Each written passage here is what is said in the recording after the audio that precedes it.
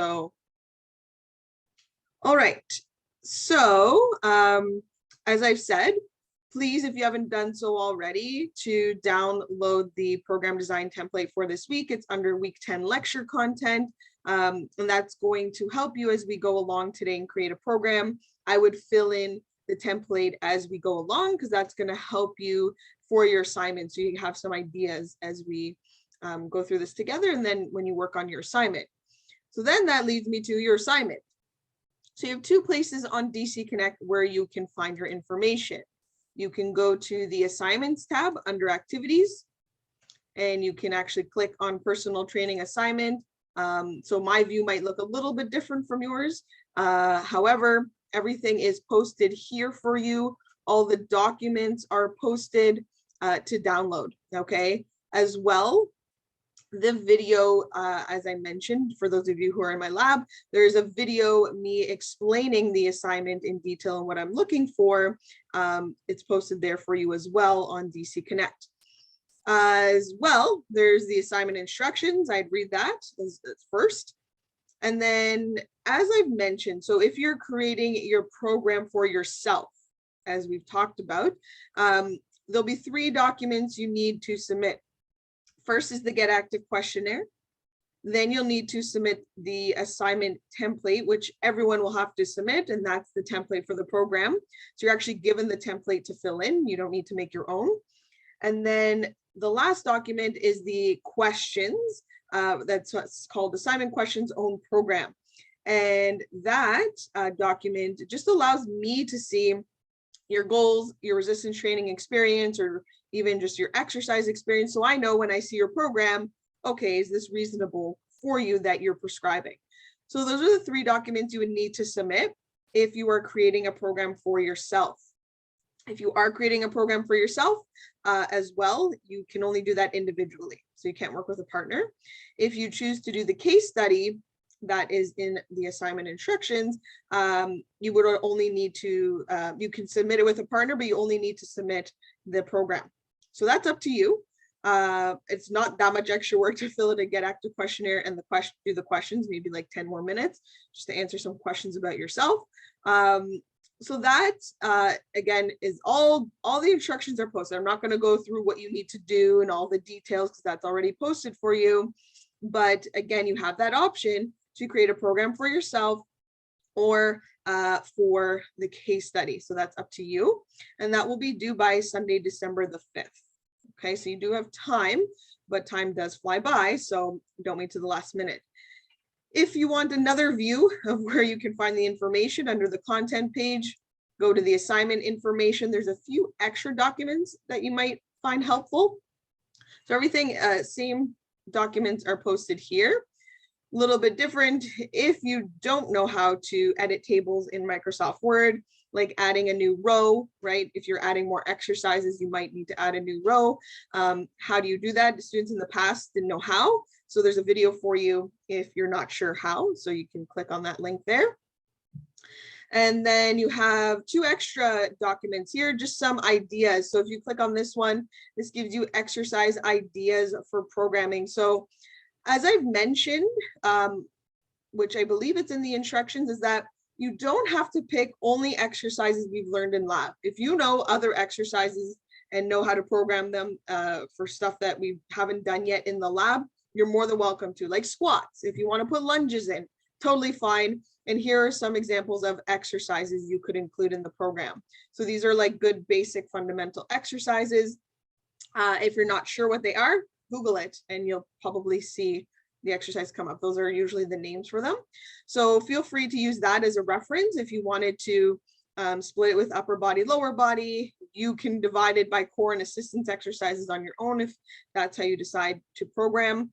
Also some ab exercises, and then you could also modify and vary using different equipment, right? Like dumbbells, barbell, stability ball, medicine ball. So feel free to use other equipment. It doesn't have to only be machines. Then there's one other document for you, and it's a sample program. Obviously, you're not going to copy this program. This is not the template that's given to you. It looks a little different. but this is more of like an advanced program, just so you can see the detail in more of an advanced program where we have push and pull workouts. We have leg day, so we can see the workout for each session, okay? So you can see the warm up, the cardiovascular component, and you know, the resistance component as well. And so you can see that it's a pretty long one. Yours doesn't have to be this long unless your program is more advanced. It's totally fine. It really depends on, again, how you're programming for yourself.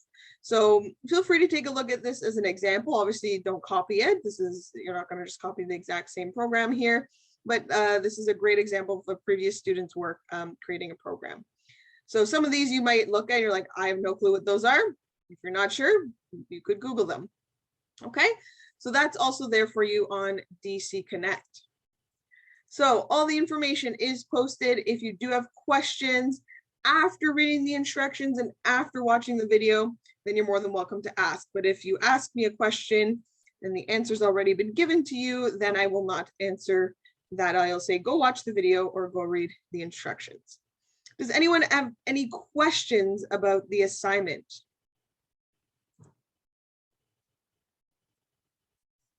And feel free to say no if you don't, just so I know, okay, you don't have a question.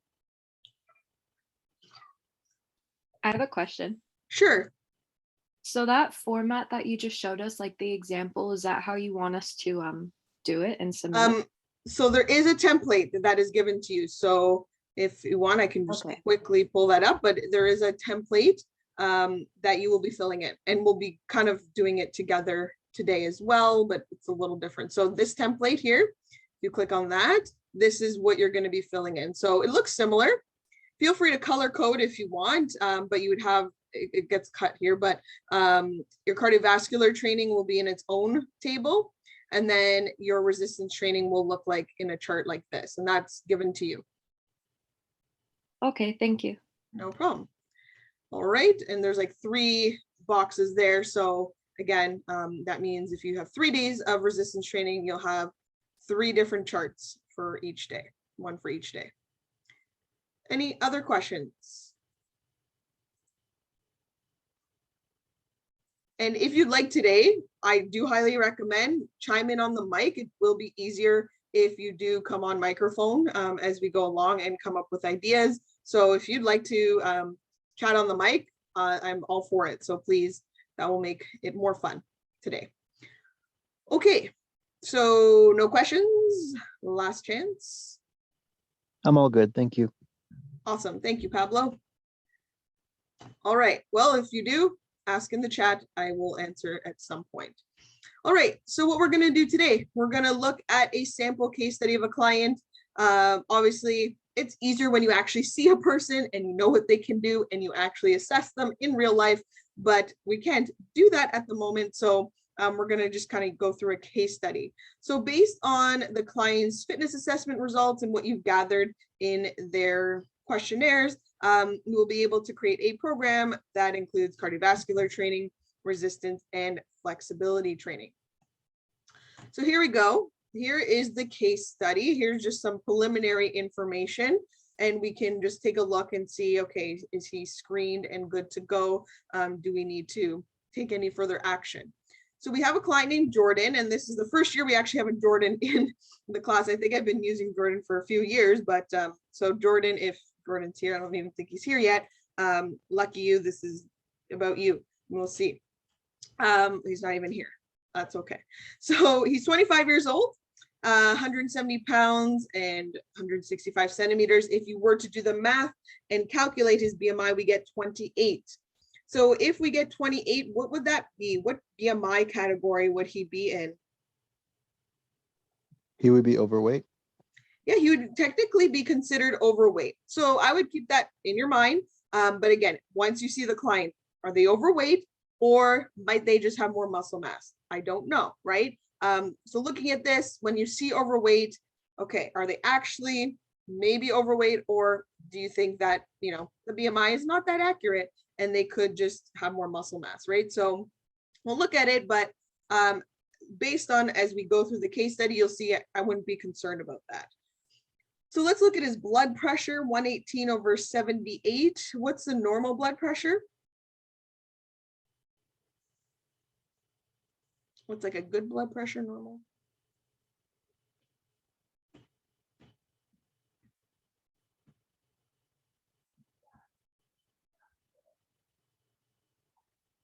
You don't remember?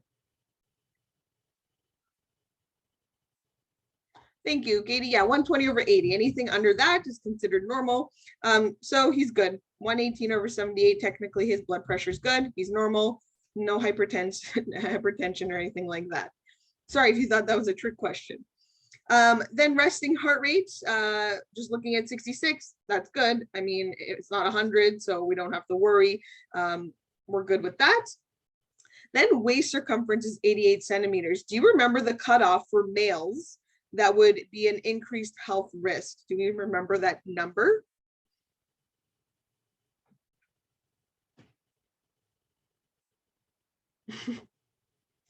You're close there, Katie. You're off by 202 centimeters is the cutoff for males. That would be an increased health risk. So anything above 102, that's where you might be a little concerned. He's well under, he's good to go. We don't have to worry about that.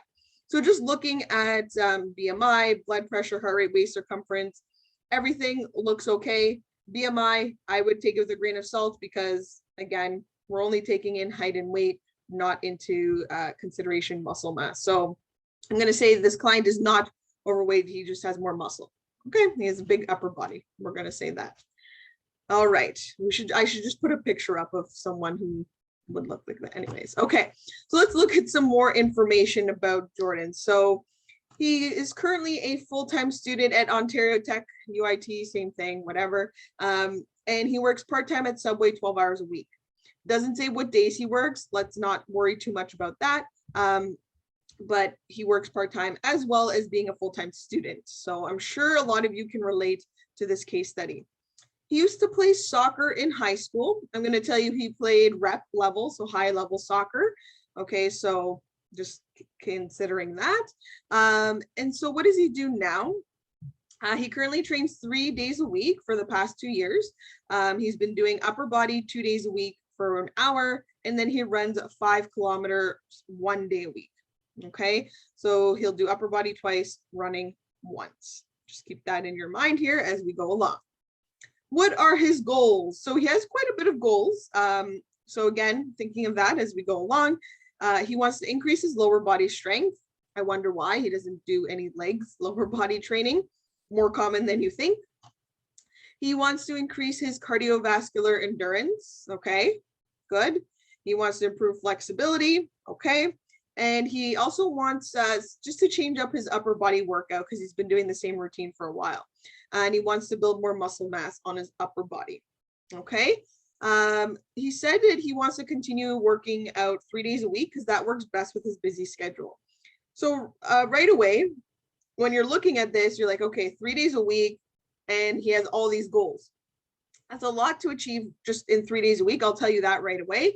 But we're going to try and work with what we have because that might be a case where client is only available a few days a week. What can we do in the 3 days that we have?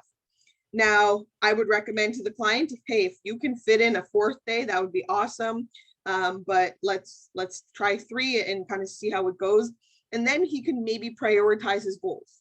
What do you want to work on first? Do we want to focus on lower body? Do you want to focus on endurance? What do we want to focus on? Because then if we look at the program over a period of time, let's say over a year, we could kind of, focus more on cardio at one point and then focus more on like lower body strength at another point, right? Rather than achieve all the goals at once, which might be hard. So that's one thing to consider as well, because some people might have all these goals, but is it realistic to achieve them all at the same time? Obviously not. So let's see what you guys come up with as we go along. So here's his fitness assessment results. This is going to give you a little bit of an idea of the level he's starting at. So if you do have your sheet or that handout with you, all the charts are there in the sheet or that handout that you've either printed or downloaded. So what I'd like you to do, if you would like to follow along here, is give me the health benefit rating zones for each component. So the first one would be his MCAF test that he did. His result was 42 for his VO2. What category does that put him in? Is it excellent, very good, good, fair, or poor?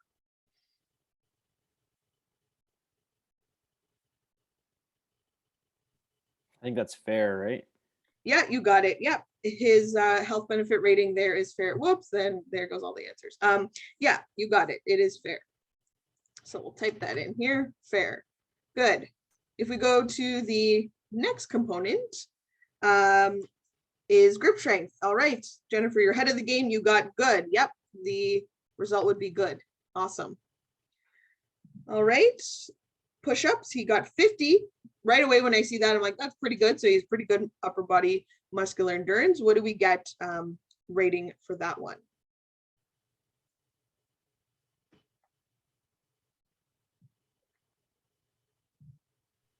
I think it's excellent. You got it. Excellent. Yep. Awesome. And again, hopefully you're following. I have the page here, but like it's the chart at the bottom that has all the scoring, right? With the rating. And then obviously you'd go based on his age. Awesome. Sit and reach. What do we get? Fair. Fair. Fair? 20 centimeters? I don't have the chart with me. Oh, you don't know Oh, the sorry, chart? no. Are we That's guessing? poor. My bad. It's Poor. poor. Yeah, it's poor. So right away, again, looking at that, that tells me his flexibility is not the greatest. Okay. Obviously, if I'm watching him squat and do other exercises, I can also assess his mobility then and see, you know, what is limiting him.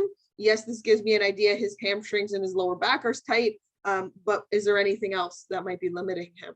Right. So just to keep that in mind. And then for vertical jump. Yep, we got fair. Thank you, Katie. And last but not least, back extension.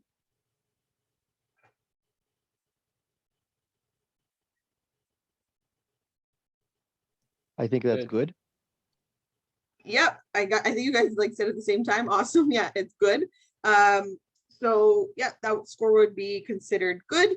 So looking at his results, what can we conclude? What are some conclusions we can make when we take a look at this? And again, this gives us an idea of like his overall fitness level, but when you're actually performing the different exercises, obviously you might learn some more about the client.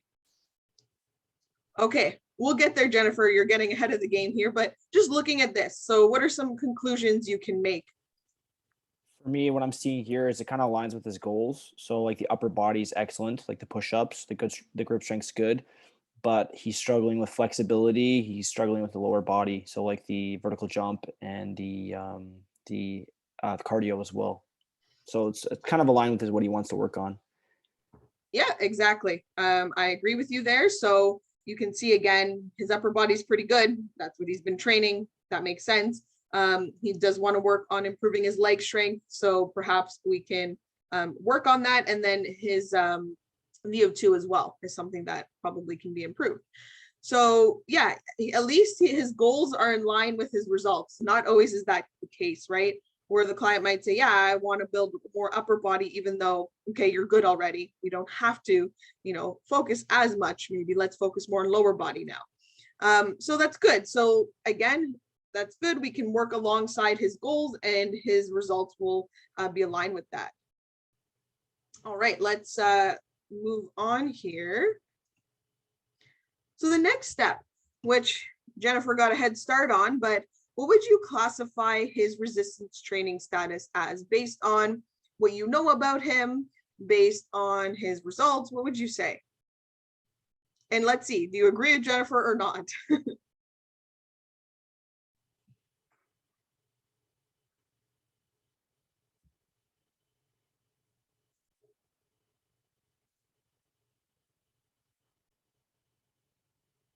Someone say something.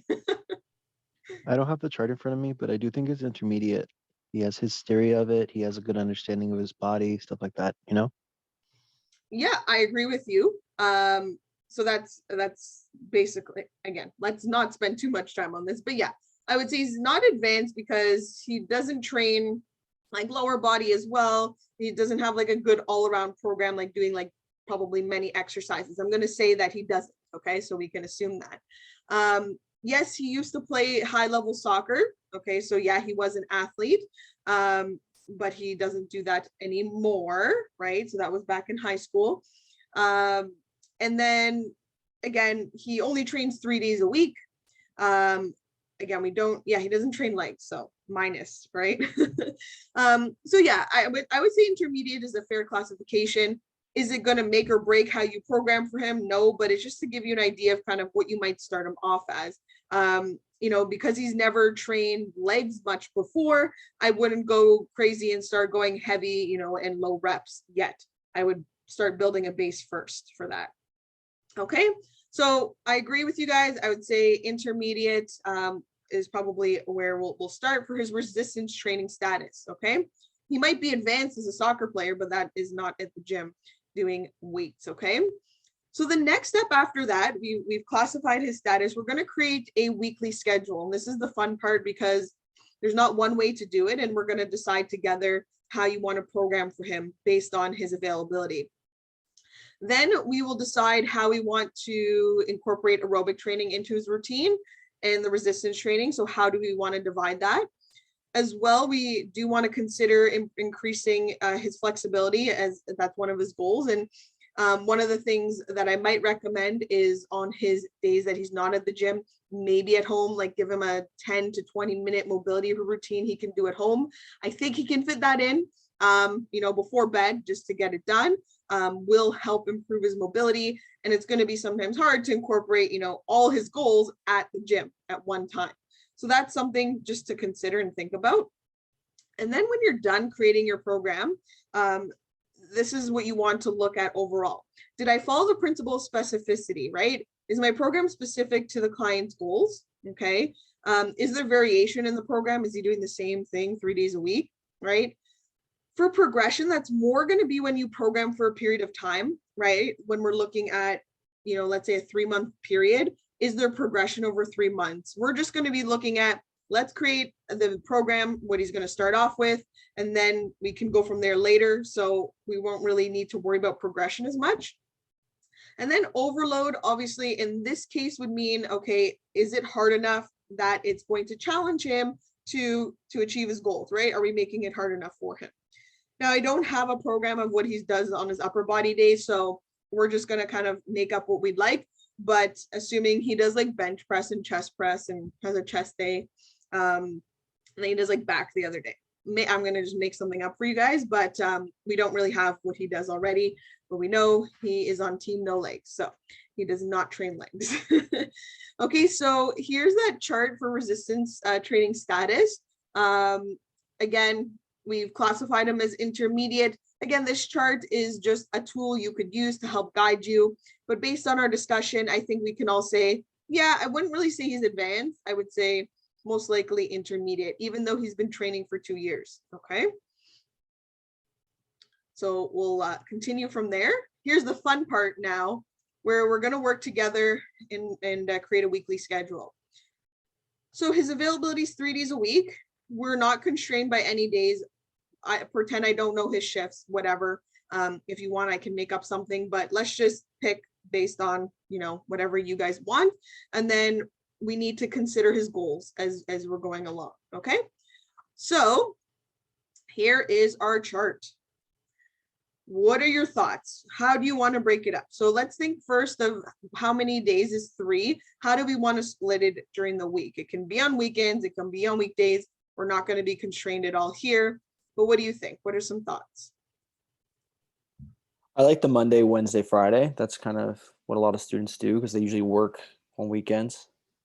I agree. I mean, I think that's easy. Have a day rest in between each. Monday, Wednesday, Friday is the simplest. His goals, Tony, go look. We've just talked about it. Go look at the download document because we already went through that. You were late. So I agree, Monday, Wednesday, Friday. I mean, hey, if you could only do Monday, Tuesday, Friday, that's fine. Whatever works. So if you guys are good with that, let's stick to just keep it simple. Monday, Wednesday, Friday. We can work with that. Sure. So I'm just going to color in make it yellow. So those are the days we've chosen. Monday, Wednesday, and Friday. Cool. Okay, so now the fun part. He has a lot of goals. So he wants to improve, and here you go, Tony, here's your answer. He wants to improve his cardiovascular fitness. He wants to improve flexibility. He wants to improve his lower body strength and continue doing his upper body. How do we fit that all in 3 days? So here's the question to you. And I'm going to type in some of your ideas, and then we can discuss and kind of pick what you think is best at the end. And I will give you my input, what I think, but let's see what your thoughts are.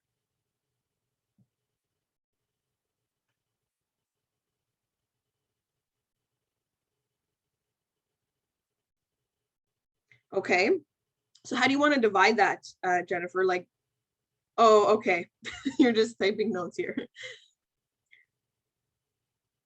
So understanding too that we're just making a 1 week schedule, we could really, make it like the 3 days. Let's say this is week 1, and then he has a week 2, and he does something different the next week. So I would say that could be more ideal based on his schedule. But let's just start with a 1 week example. What I would do. What are your thoughts?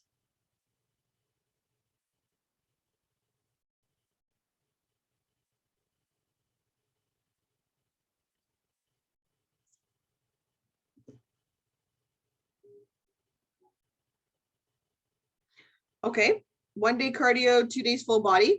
Okay, so I'm going to type that in for you there, Katie. Just your idea there. So cardio on Monday, let's say. Great minds think alike, and we'll say full body. I mean, you could do cardio in the middle instead, but whatever. Let's just put your ideas there. Okay, that's one idea. Anything else?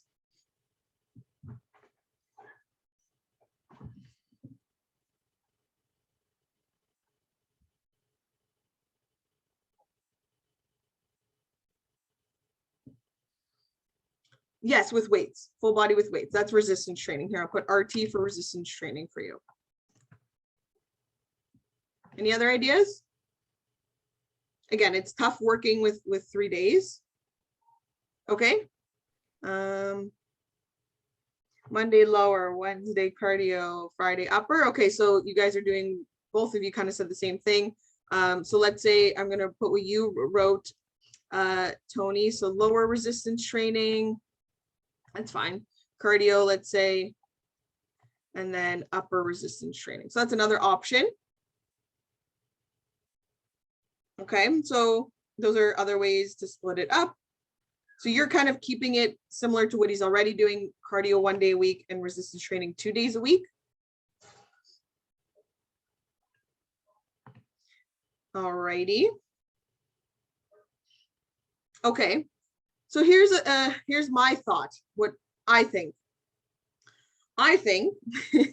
So 3 days a week, I would want to maximize kind of what he does. So what I would do, and I'll type it in kind of as I'm explaining, so I'll just kind of go lower here. So I would do full body resistance training 3 days a week, but I would change up what he's doing each time. So let's say he's going to focus on a specific lower body exercise and kind of go a little heavier with it. Let's say Monday's a squat, Wednesday will be a deadlift, and Friday will be some other leg exercise, like we could do like hip thrust or some lunges or some other variation, maybe even of a squat again.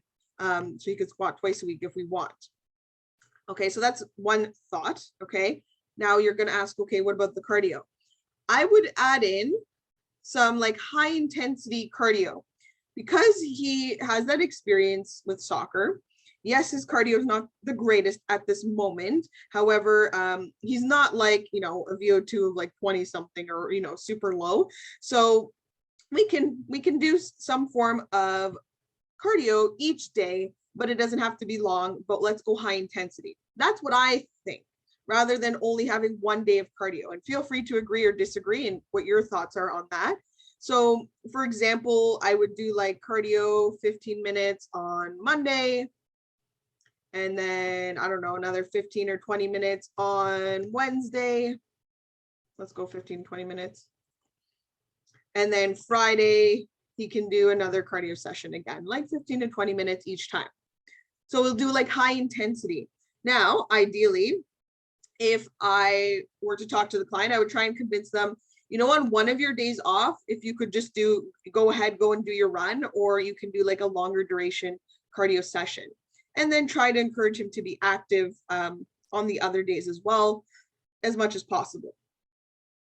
Yeah, exactly, Katie. Yeah, I would, again, because we only have 3 days, I wouldn't just do cardio one day. I don't think that would be enough. So I'm going to do high intensity cardio. He's going to get his heart rate up really quickly, 10 to 20, 15 to 20 minutes. He can do before or after his resistance training, and he can, get it done that way. So that's my opinion. And then the question is the flexibility too, right? Because that's another goal. So this is where I would recommend, if eating, that's another story. That's a whole nother course, but he better eat. He's going to need to eat, obviously, to build mass. And that's upper body too, right? So we're going to go through when we actually create a program and how we want to do that. But what I would do on his, let's say, rest days, I would do rest or like mobility training on his rest days. So what I would give the client is a easy 10 to 20 minute routine that he could do on his days off. Okay. So he can rest on the weekends. Again, I don't know his work schedule. He can figure it out if he wants to do homework on the weekends and not do anything, but 20 minutes before bed, I think he can manage. And I think most of you can fit it in at some point of the day, right? If you're watching Netflix stretch, right? So I would create a routine that he can do at home, because it's going to be a long time at the gym if he's going to do,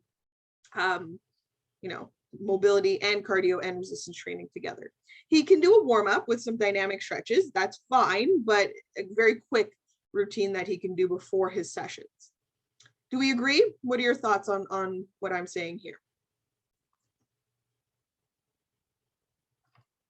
So I'm giving him options if he wants to do it Saturday, Sunday, whatever he wants. And if he can, I'm going to give him cardio if he can. I agree. If he can. Sorry? I'm just saying I agree. That sounds really good. It sounds flexible for his time schedule. Yeah, I agree.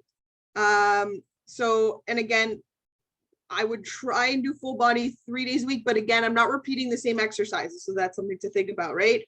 I'm going to change what lower body exercises he's focusing on. I might do push and pull on different days. I might split it by muscle group. And that's our next discussion of kind of how we want to split it up. So let's say, Monday, here, I'll type it for you guys. So Monday, let's say we can do like a squat as his main lower body movement. And then we can add in, let's do a pull day. So we can do like back, let's say back and biceps. Here, I'm just giving you examples. Okay, and then Wednesday, let's say his main lower body movement. We can still do lower body assistant stuff after, just keep that in mind. Let's say chest and triceps. And then we can do, again, like, I don't know, lunges or something like that. We can do hip thrusts, something like that. And we can do like shoulders, and then whatever. We can kind of go more heavy on the, like, more leg exercise on Friday. I'm just giving ideas of kind of what you could do. You do like shoulders and abs, something like that. So I'm splitting it by muscle group. I want to overload those muscles on those days. And then we're going to kind of go heavy on some of those lower body movements because we're going to focus on strength, right?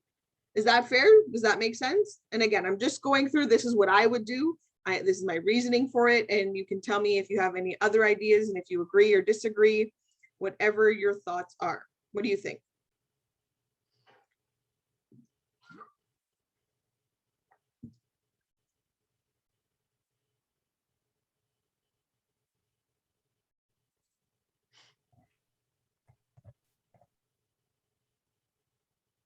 No one thinks anything?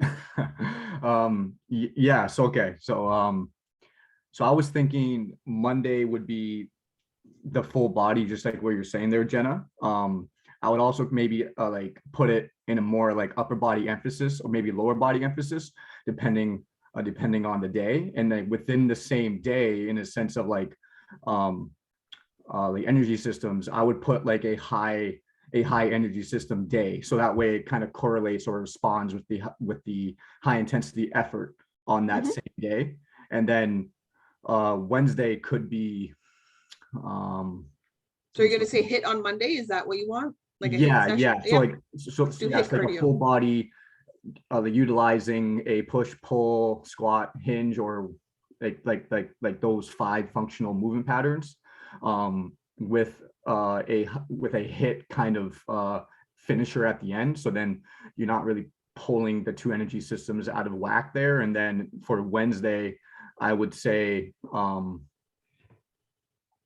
just thinking out loud too, but Sure. like Wednesday could be more Tuesday rest or Like a steady state cardio? Is that kind of what you're yeah, thinking? Yeah. yeah, exactly. Yeah, I was thinking more like all about like recovery, because Monday might be a high, and once again, since it's high intensity, I want that person to have like a nice recovery day, yeah, depending on training age and stuff like that. But Wednesday could be a nice recovery day, and obviously like the Tuesday option is great.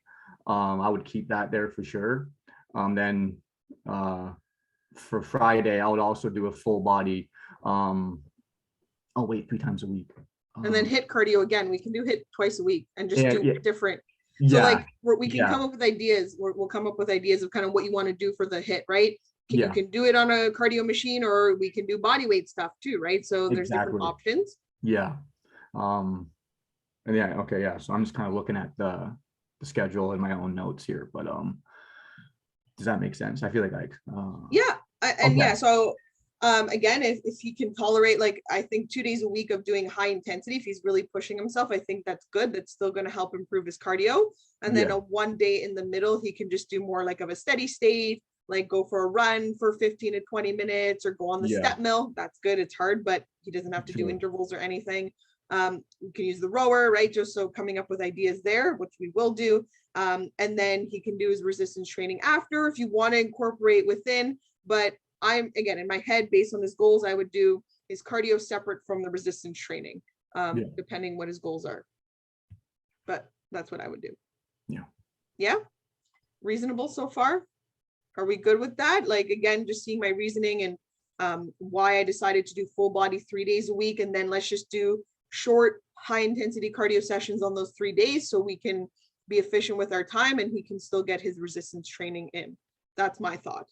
And that's fair. It is reasonable to do. It's not like, he's going to be exhausted from hit or anything where he can't. He might be tired, but he gets rest days in between. So are we good with that? Because then we'll take that and then we're now going to create a workout, and then we'll also create like his aerobic training, kind of what you want to do on those days. Any other ideas? So far, so good.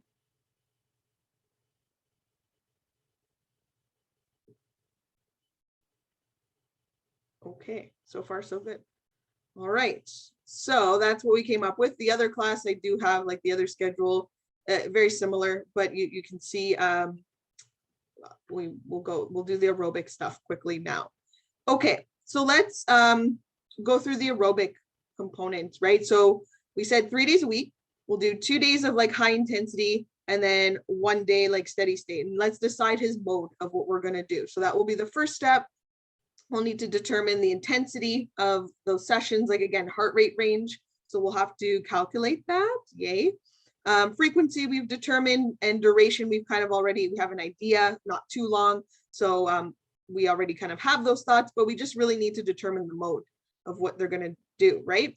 And then over time, we can progress, right? So again, we're just going to start off creating what we're going to start with. But over time, we can play around with intensity. If he does have time to increase duration, great. Frequency would be my first option if he can at least add 1 more day in and maybe do his running 1 day a week outside of the gym if he can. So I would, again, try to push and recommend another day if he could, because you could do a lot more in 4 days. And he could even do like a 2-day split, right? 2 days lower, 2 days upper. That's what I would have done if it was a 4-day split. So if it's a 3-day split, I would do full body. Okay, well, there's already answers for you. So what are your thoughts? What are some different modes that you would recommend? So and again, there's not one answer. What are some things that you might recommend for him for doing his aerobic training? Machine, what do you think?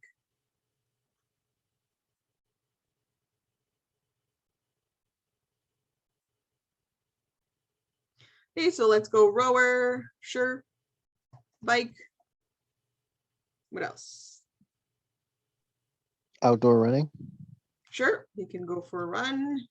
Can be treadmill or outdoors if he'd like, whatever he likes better. Maybe not in the middle of winter outside. I don't know. Some people like it. I don't.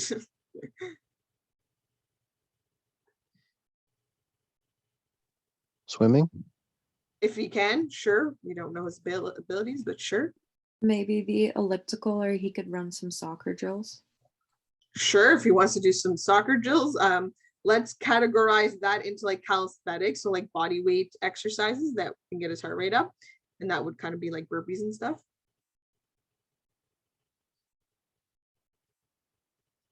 Yeah, Katie, I agree. Again, this is going to also depend what he wants to do. And again, we can't give him everything he enjoys, right? Because that means it might be too easy. So we can challenge him. So again, if he likes to just run 5K, let's do interval running, right? Or hill running to challenge him, and that will still improve his cardio. Just one other one I would add here is the step mill.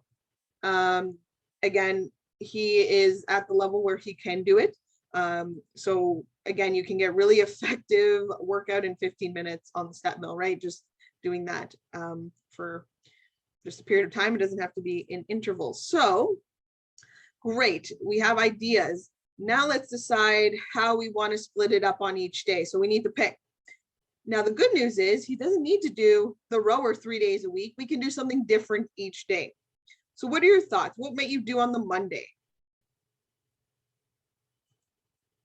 So we're going to come back. I'll bring it back to this. What do you want to do on the Monday?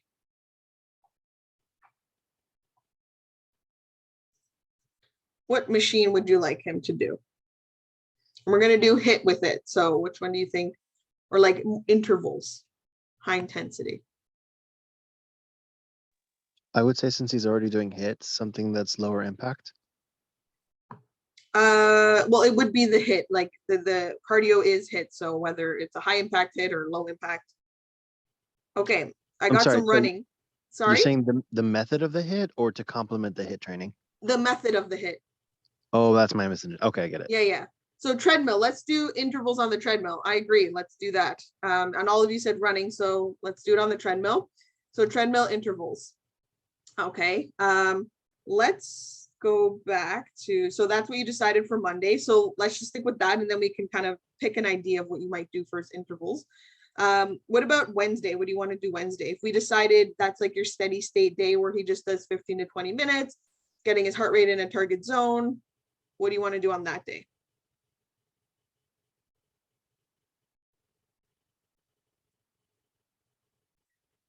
Sure, rower or bike, up to you guys. I don't know, we can give him the choice. Okay, we got 3 votes for rower. Let's do rower for 15 to 20 minutes, whatever he wants. All right, and then we'll get our heart rate into a target zone, sure. And then the Friday, what are your thoughts?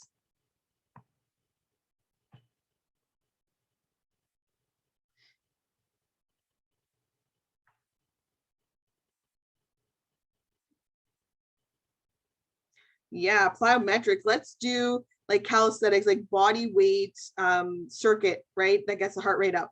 And you can get an effective circuit done in 15, 20 minutes using your body weight. So, or and we can add dumbbells too, it doesn't matter, but I'm gonna go with Katie on that one. That was actually the thought in my head. So I'm gonna say like a HIIT body weight circuit. We'll come up with one. We should have time hopefully to do that.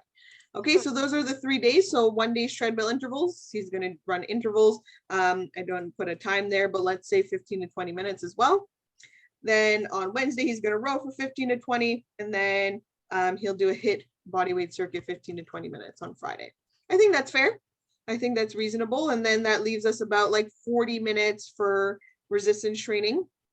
You can get a workout in 40 minutes. That's effective. Again, he's not doing really heavy weights here for like 1 rep and need to take 5 minutes rest in between. So we're gonna create an upper body and full body routine for each day as well. All right, that looks good. So far, so good. We do need to figure out his heart rate though. So that's the fun part. Let's see how good you are at calculating heart rate reserve. So we've determined the mode. We determined the frequency and duration. The last part is the intensity. All right, so based on this, whoa, we don't want to see that.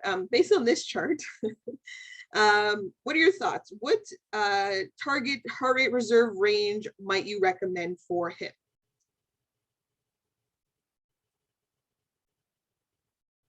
What percentage?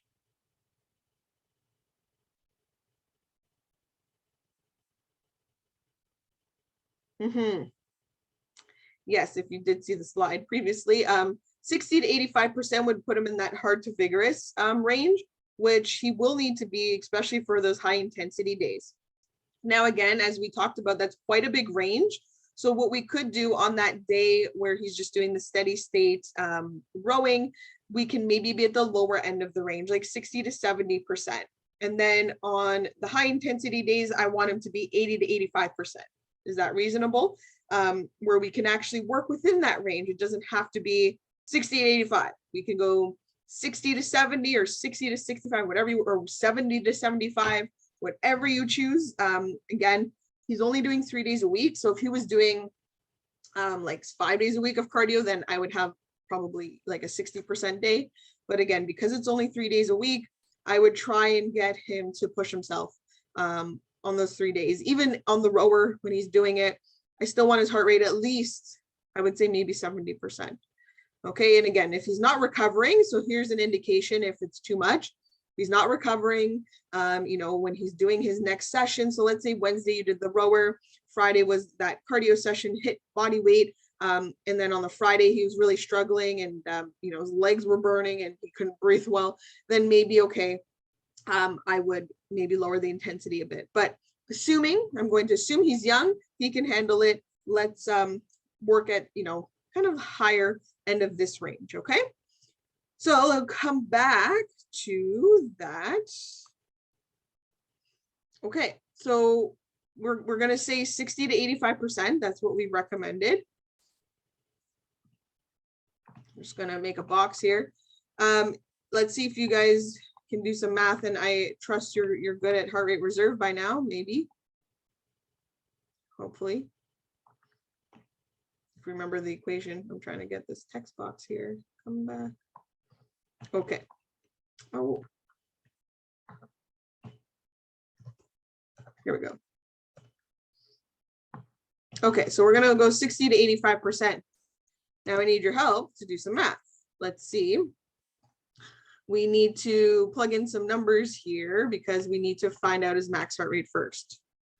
So if anyone wants to do some math, his age predicted max heart rate needs to be done first because we need that for our heart rate reserve equation. So our equation is 208 minus 0.7 times his age, 25. Anyone want to do some math?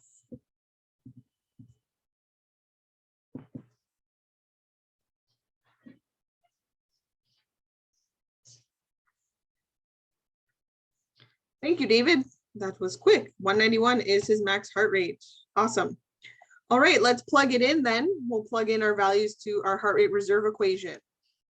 Let's see if you remember how to do that. Hopefully you do by now. You've probably hopefully done in fitness assessment many times. So it's max heart rate, 191, minus his resting heart rate, 66, times his intensity. We're going to go 60%. Will be the lower end of the range. As I said, I would probably put him at a higher end and go 70% even on the rowing day, which is again, we're still kind of like moderate to vigorous.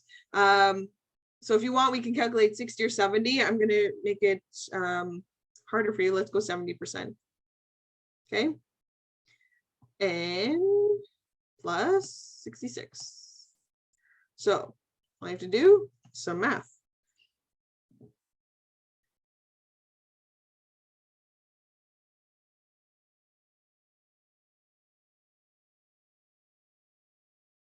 All right, David, Chantel, we got 154.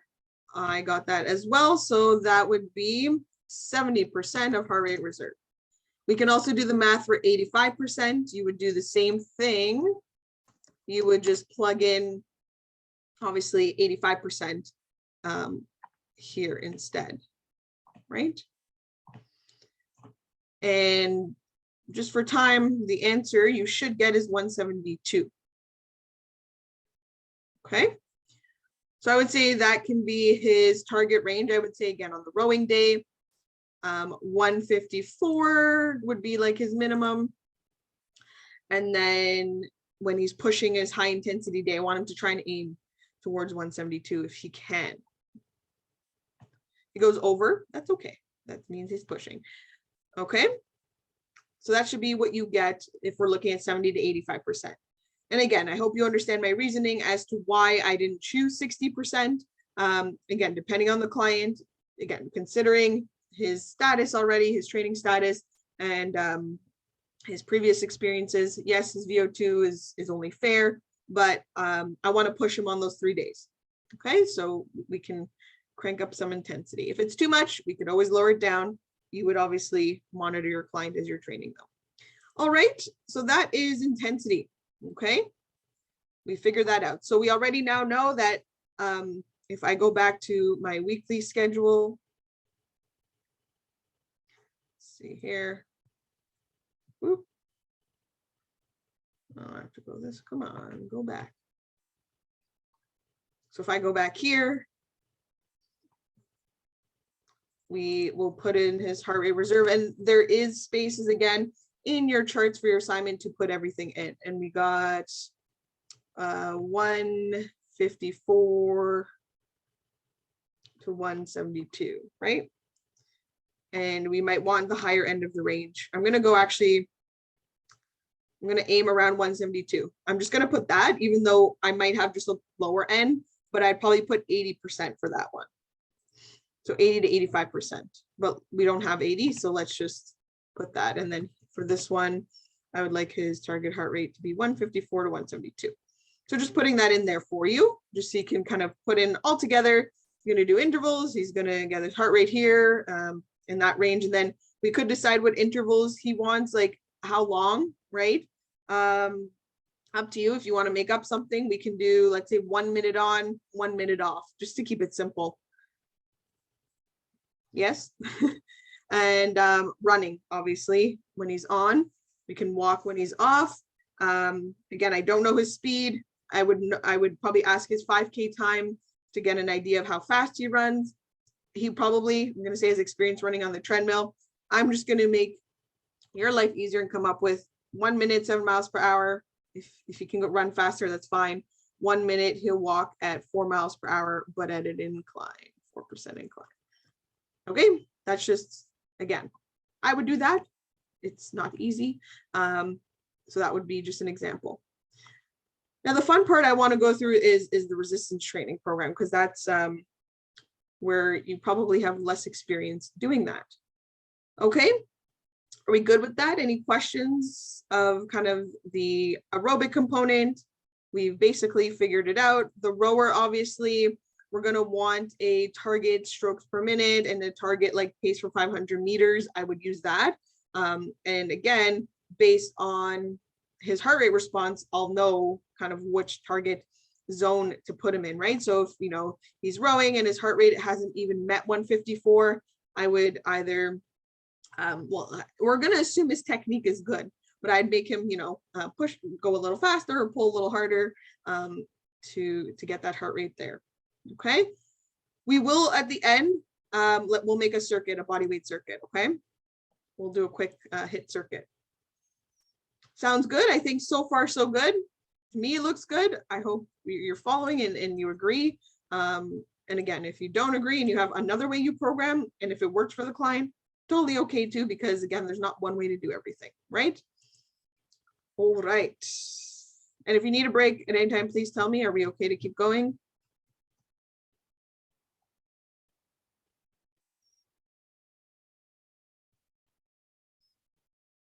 All good. Okay. So this was just in the slides, some ideas of, again, how we can program his aerobic training, which we've done already. We have 2 days of intervals, 1 day of like a steady state. So you're kind of like a long, slow distance day, kind of not really that long, but like a steady state day, and then an interval day. So we didn't really incorporate pace or tempo training. We didn't incorporate fartlek training. Circuit, we can kind of like that hit day with body weight, kind of be it considered a circuit if you wanted to do it that way, which we can do. So you don't have to always include all these components. But again, if that client's goal is to improve their endurance and let's say get better at running, or again, significantly improve their cardiovascular endurance, then I would use all these components. But for the goal of this client, because he has other goals and wants to work on resistance training, I think the way we've done it is okay. Intervals are still good. We don't have to include all the components, okay? We've done this already 3 days a week. Again, I recommend if we only have 3, let's do some cardio each day. And technically, we are doing it 3 days, you know, on, technically that would be for beginner, but he is going at high intensity. As I've said, if you can do 4, please, yes, do 4, right? Okay, we already discussed duration. We figured that out. So 15 to 20 minutes, okay? And then progression. So how would I progress Jordan on his sessions for aerobic training? As I said, I'd increase frequency first. Anything else might you do?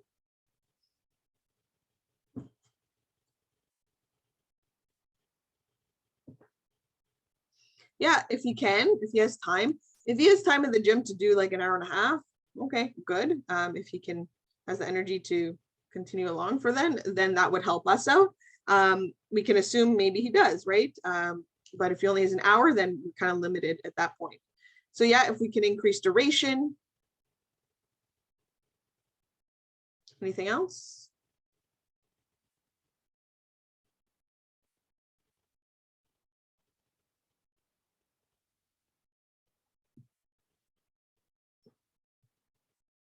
Okay, we could increase intensity if, like again, on the rower, he can go at a faster pace.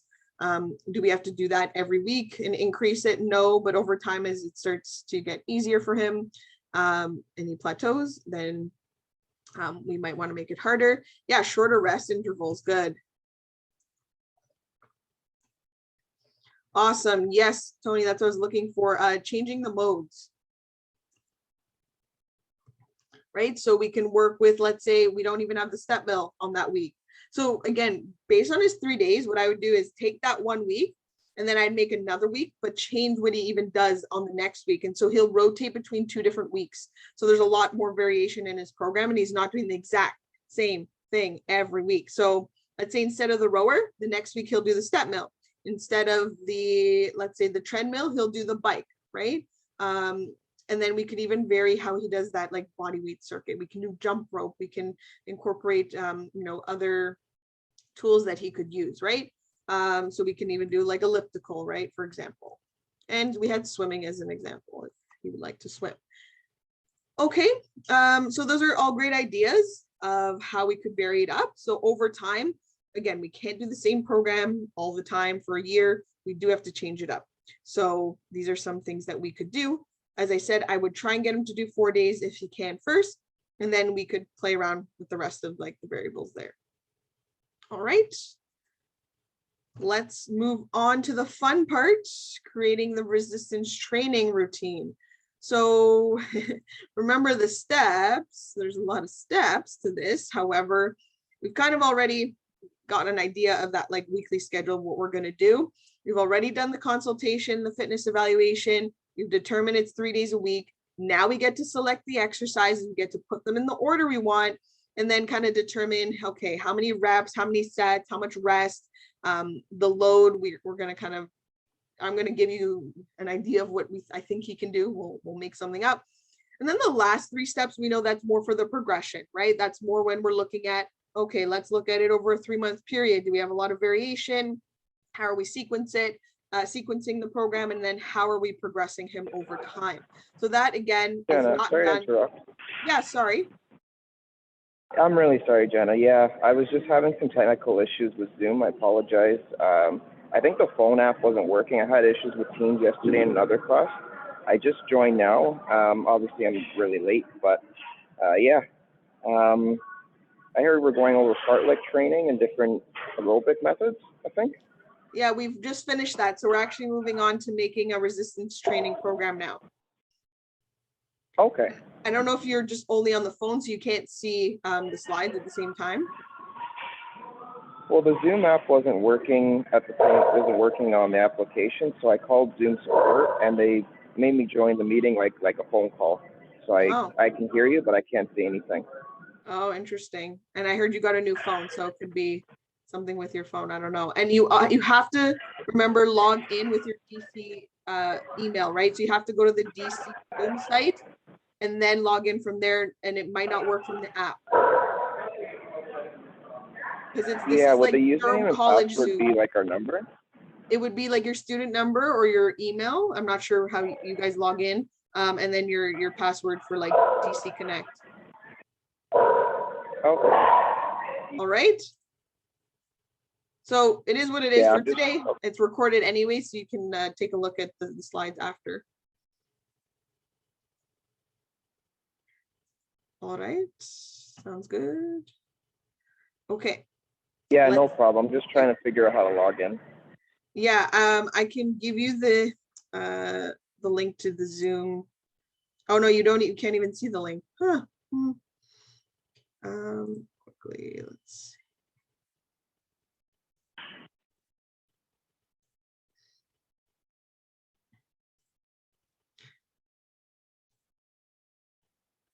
Should be like DC. If anyone has that link, it's like DC Zoom dot something.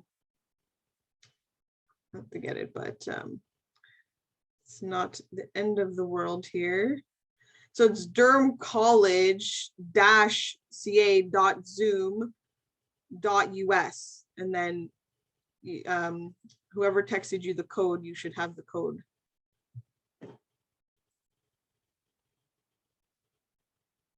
Okay, if it works on the course page. There you go. So yes, great, you have the link, but he is on a phone call, so I don't think he can even see the link in the chat. Anyways, let's continue. All right, so we have the results again. So just kind of, again, as we're going along, just thinking of, okay, what's his resistance training status? So his grip strength is good. So he has some good upper body strength. Well, yes, he trains 2 days a week, upper body. His push-ups are really good. Okay, great. He has good upper body endurance. His back extension is good, right? So that's like some good level of core endurance. Could be better, but that's okay. If his goal is to, like, again, we said improve lower body strength. So just thinking of like a deadlift. For back extension, like, again, it's different. That's more the endurance versus like strength of the back, right? Where deadlift works more on the strength than the endurance. So that, again, just thinking of that. And then we need to work on some leg power, right? And again, his goal was lower body strength, but because he doesn't train legs right now, I wouldn't start with strength. I would probably start with hypertrophy to build him that base. And if we agree with that, that's what I would recommend. So just thinking of that when we prescribe his reps and sets. So again, here's all his goals and what we know about him, just repeat it again. So again, he trains 3 days a week, 2 days upper. So we know that. Again, we're assuming he does like bench press and like just typical bro exercises at the gym, some bicep curls, some rows, just a little bit of this and that, right? But enough that he's strong. He is strong. Okay, so we determined 3 days a week already, right? We've already determined that. So full body, 3 days. If we could do 4, that would be great, because then we could do a split routine. Now the fun part is, let's pick exercises that you think would be good for him to do.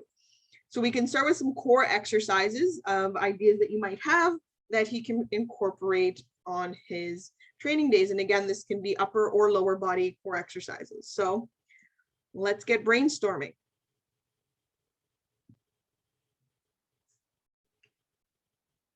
Deadlift, squats.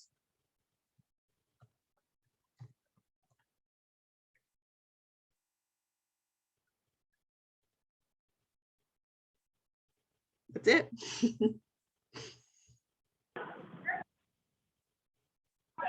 Bent over row. Sure.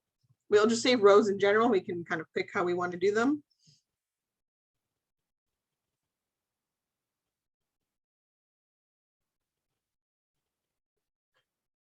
What else? Sure, leg press, overhead press.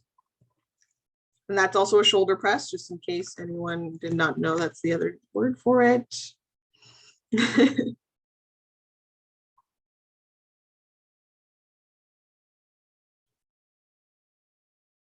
Okay, I'm glad you're following there, Jennifer, now.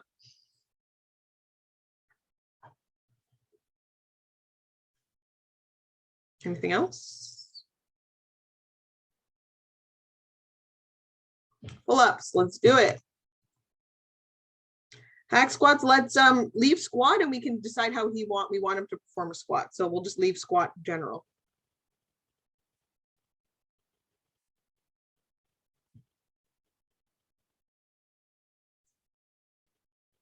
All right, Katie's already planning what he's doing. 2 to 3 core lower, day 3, 2 to 3 core upper, then assistance. Yeah, we could. We'll get there. Let's first just come up with exercises, and then we can divide how we want to do it. Okay, if you can't think of any more core exercises at the moment, let's think of some assistance exercises he could do. What are some assistance exercises?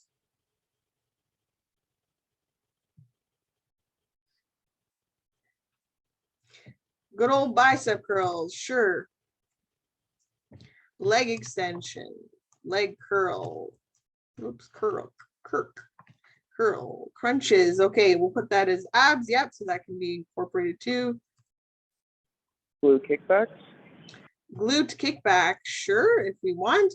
I would probably do glute ham raise or back extension for this guy for the 3 days a week. Tricep extension. I'm going to add in glute ham raise because I said it. It might be hard for him. We don't know. I don't know how weak he is or not. Again, it's all theoretically.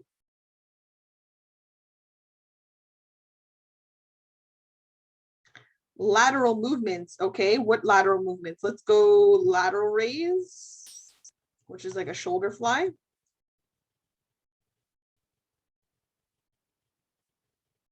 Anything else? Okay. Okay. Just again, as I'm thinking, because he's only 3 days a week, how, like, you know, how many different assistance exercises will we want, right? So yeah, another core one could be lunges. So we will be limited by the 3 days. If he trained 4 days a week, I'd say, yeah, let's do every variation, but we'll add in adduction, abduction. It's fine. Like hip, I'm assuming. Yeah, we are brainstorming. It's totally fine. But again, we're kind of brainstorming for this client, but hey, let's put it in. If we can fit it, we can. If we can't, we can do it as something as variation over a period of time. Yes, lat pull downs. We forgot good old lat pull downs. Anything else? I'm just going to throw in a plank here for abs. Why not? As an assistance exercise. I think that's a good list. I mean, feel free if you can think of anything else. Another good one I would put in, I'm just thinking hip thrust with core assistance with the knees and the hips. Crunches are there already, Taylor. Hip thrust, I'm going to put in as an assistance exercise. And also back extension. So here you go. I filled in your assistance exercise chart. Whoops. Oops. Okay. Good. I think that's a good list. If we come up with other ones as we go along and create the schedule or the template, then that's totally fine. So again, just brainstorming. Also, as I said, I gave you that document on DC Connect with some ideas of exercises as well that you can use for your program. If you know other ones, totally fine. If you do pistol squats, great. If you do Bulgarian split squats in your program, great, right? And again, they're all kind of variations of main movements anyways. So let's take that list and let's now make a day program. So Monday. So again, full body each day. So here's where the fun begins. How do we want to lay this out? So again, first thing you need to think of is how many exercises and then how many sets they're going to do, right? Because the more sets, the less exercises you can do. And then also like how heavy are they going? If they go heavier, you might need a little more rest. Do we want to incorporate supersets, right? Where we kind of do 2 exercises back to back with no break. So that's just a thought. In my head, yes, I would do it. But anyways, do we want to incorporate drop sets? How do we want to organize the session? Now, I want to be efficient with my time because I am spending, let's say, that 20 minutes doing cardio. That leaves me, if he only has an hour, 40 minutes to do resistance training. And again, he has only 3 days of the week. So how do we want to split it up, right? Do we do 1 exercise, 3 sets, take a rest in between each? I'm going to tell you from experience, it's very inefficient to do it that way. Because you're going to sit there and watch your timer go for your rest break, when you might as well do another exercise after that hits a different muscle group that's not going to affect your ability to do that exercise again. So when I say superset, so here's an example, Taylor. Let's say squat and a push-up. So I'll do squats, do my squats. Let's say I'm going to go heavier. I'm going to work at a percentage of my max, whatever, for like 8 reps. I'm going to do barbell back squats for 8 reps. Instead of sitting and waiting for my timer to go to do my next set, I'm going to do push-ups in between. I'm going to do a set of push-ups, let's say 20 push-ups, and then I'll take a little rest, and then I'll go again and now do my squats. So instead of sitting and waiting for the timer to go till your rest is done, you can go ahead and do another exercise, okay? Yes, heart rate will go up. I mean, even if it's another resistance exercise, so that's not like a push-up that maybe won't get his heart rate up as much, say a row or something like that, where we're not going to hit the same muscle groups 2 in a row. You could do that too. If you want to kill him as he gets more advanced, you could do 2 lower body exercises back to back and kill him. But let's not do that yet. Let's be nice. That's what I would do. And that's how I like to do my training. I like to do like 2 or 3 exercises back to back, then take a little rest, and then go back and go ahead and repeat that. That is very efficient for time. And you're not sitting around waiting for your rest. You're just going to take rest as kind of you need. That's my opinion. But if this guy needs to sit and rest for some time, that's fine too. So what are your thoughts? Do you agree? What do you think of that? Yeah, I like your idea of balancing it out. Maybe do 1 leg exercise, then 1 upper body, then 1 leg, rotate the muscles. Supersets are good too. Yeah, I agree with you there. Yeah. Is the goal for this client hypertrophy or? So good question. It's upper body hypertrophy and then lower body strength. But because again, he doesn't train legs currently, I would also keep his lower body and more hypertrophy to start with. Yeah, he has a lot of goals. So I'm going to stick with, let's build his base for lower body first. And then as we progress him over time, I can maybe start increasing load more and dropping his reps to more strength. But let's start with, I would start with hypertrophy, like sets of 8 to 10 for his lower body first before he starts going heavy. I would even say in his warm-up and aerobic work, he could do like body weight walking lunges to work on his stability. If he's trying to get strength, like going down in a squat, maybe do body squats before you get on the rack or something. Yeah, that can be part of his warm-up. We could put that into his warm-up for sure. But we skip that. We're actually going right into the resistance. So we're going to go skip the warm-up for now. We'll come back and create a warm-up if we have time after. I know there's a lot to do to create a program, but let's come up with what we kind of want to do for his first session on Monday. All right. So as I said, let's pick what exercises we want to do on that day. Let's figure out how we want to organize it in order, right? So remember, when we're looking at order, we can, and I believe I have a slide here for you, we can go core exercises first, then assistance. We can alternate between upper body, lower body, looking always at working like large to small muscles. I wouldn't start with assistance exercises. We can kind of do push-pull. We can use supersets, whatever you'd like, right? So I agree with you, Chantel, there. Let's start with squats. Let's kind of, let's do that. So what kind of squat? Just what do you think? What kind of squat? Yeah, let's go just a simple, let's go barbell back squat, okay? So barbell back squat. That's, okay, I'll type the full thing. barbell back squat, right? So it's on the back, we're just doing a regular squat. Okay, so based on what you think, how many sets would you think to do for him based on his resistance training experience?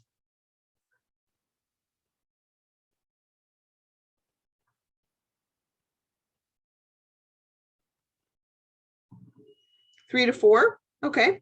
I'm going to be nice to start. I'm going to start with 3. And then maybe as a progression, we can go to 4. So let's just start with 3 sets. I think that's reasonable.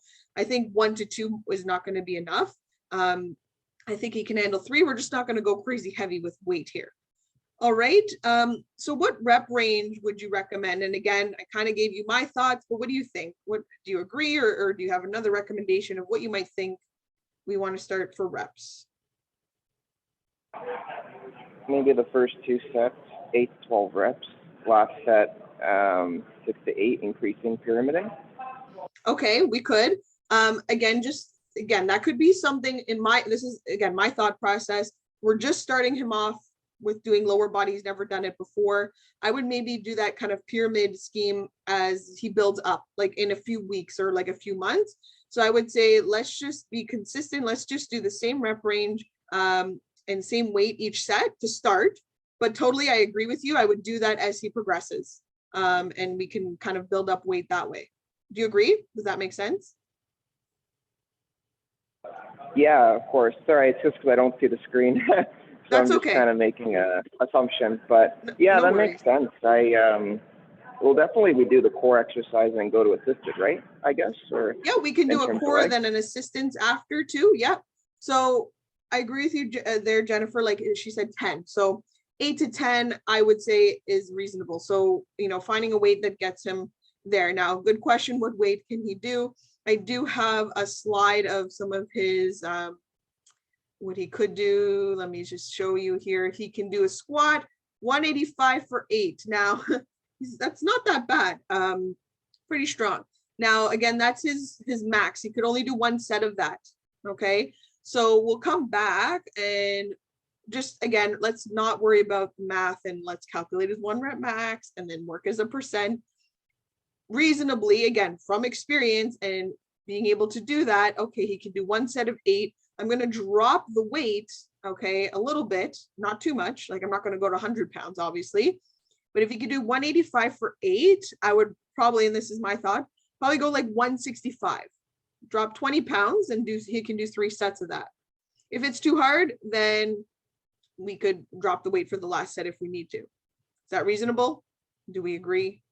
Again, just giving you my input based on experience, how much weight you could drop. Again, you could do some math. In the real world, I'll tell you, usually you're just going to kind of based on experience again, and I'm sure for you guys training, what weights you can do for rep ranges. So you could easily say, okay, yeah, I know I can do this for this many reps, right? The more experience you have, the easier it will get with that. Okay, so let's go 165, 8 to 10 reps, okay? So if he could do 10, sure. Now that might not, that might be much lighter for him, or that might be a little too heavy. We could drop more if we needed to. So let's just leave it there. And let's think about what we want to do next. So here's where, do we want to do upper then lower, or sorry, lower than upper? That's what we're kind of doing. We start with the squat, or do we want to do 2 legs in a row and let's say do a core and then an assistance exercise after? What are your thoughts? What do you think? How much do you want to kill him?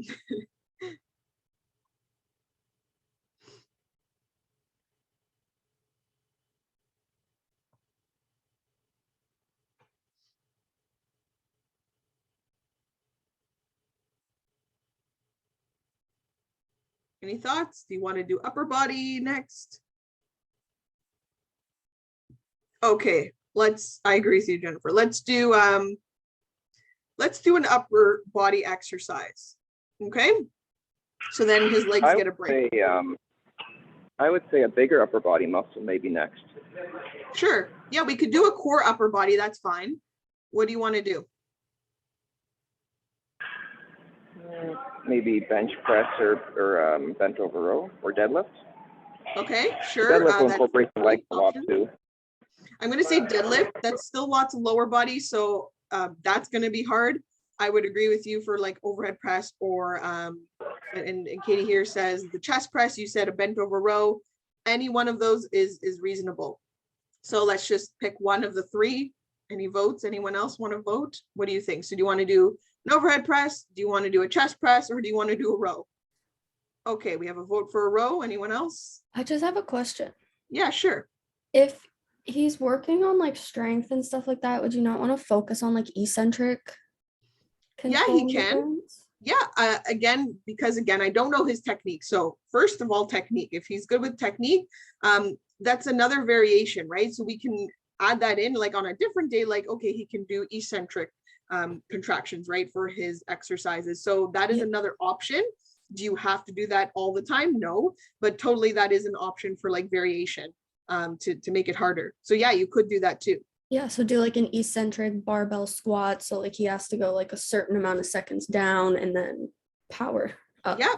Yeah. Yeah, he could do that. Like we could do that for this squat here as like a progression. So let's say, you know, on the Monday in 2 weeks, we're going to do it slow tempo. We're going to change the tempo up, and that can be another variation. But just because, again, this is just his starting program, we're creating a program that he's going to start with. Let's just keep it simple at first, because who knows his technique. I'm going to assume it's not perfect because he doesn't do lower body. So it might be actually really hard to really focus on the eccentric, where we just need to work on technique. Does that make sense? Yeah, thank you. Yeah, but totally, I agree. Like we could add that in for sure. That's totally a way you can program. Okay, I see 2 votes for a row. Let's do a row. What kind of a row do you want? So there's a seated row, there's a bent over row, there's a 1-arm row.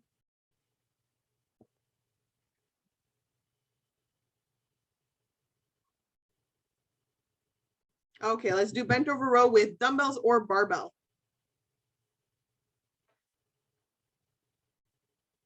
Okay. See, again, there's not one way to do everything. Okay, I got 2 votes here for barbell. Let's do it. Okay, you could do dumbbells too. Doesn't matter. Again, over time, make sure he's not always doing barbell. I would change it up. I'm going to stick with 3 sets. Okay, so we'll stick with 3. What do we think for reps?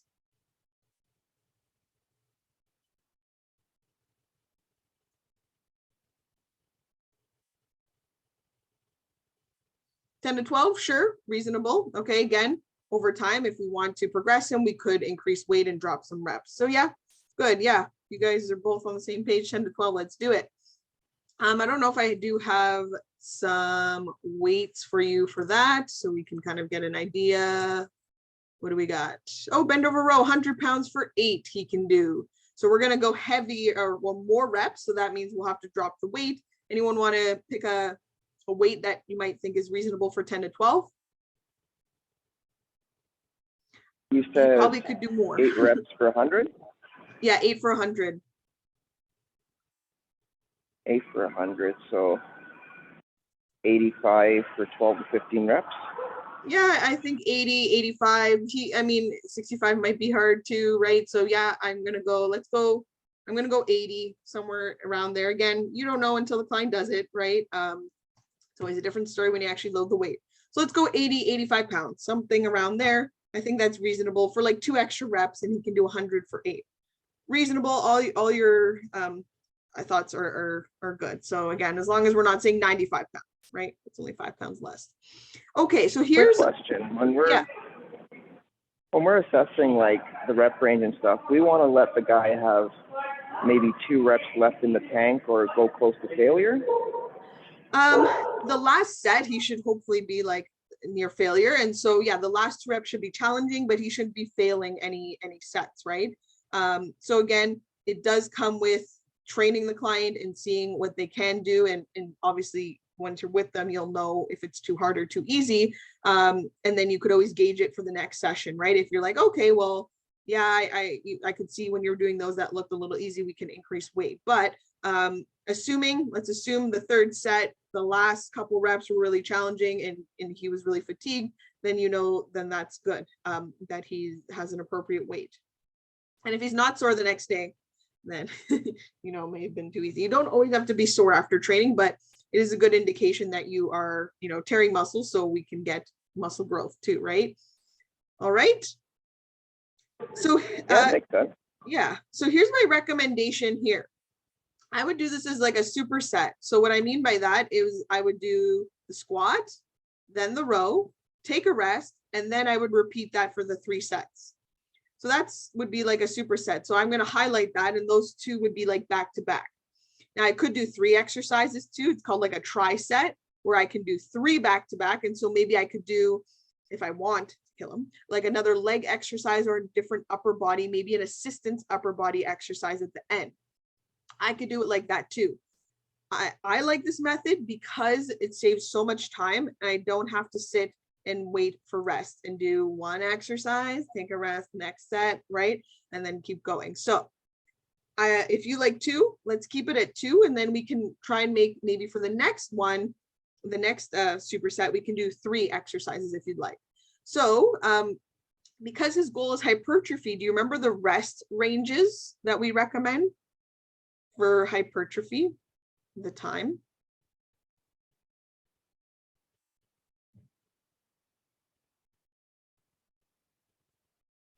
I might be wrong. Is it a minute to 90 seconds?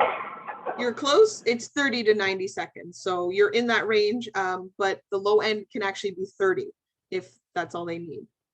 So it's 30 to 90 seconds. So you're also right there, Tony, because 1 minute is in that range. If he wants a minute, take a minute. And again, I would tell the client, okay, until you feel like you're ready to go again.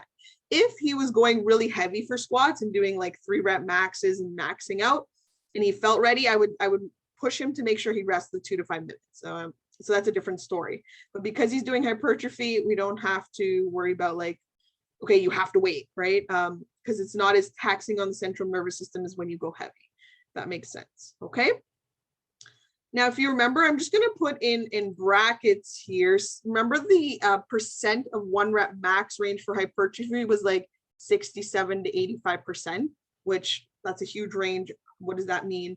Again, all these are theoretical numbers, but when you're at the gym and when you're actually with someone, it's really gonna depend, right? And I hope we know that. So again, when we're programming, yeah, it all looks great on paper. You get them with the weight and you're like, oh, whoa, that was maybe too heavy, or oh, that was too light. Right? So just to keep that in mind. All right, let's go to the next group of exercise. So what do you want to do next? So he's done a squat, he's done a row. What else do we want?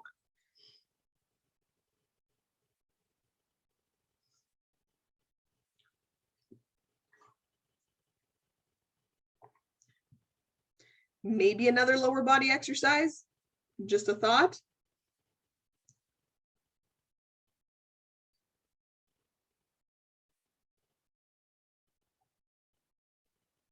Anyone? Okay.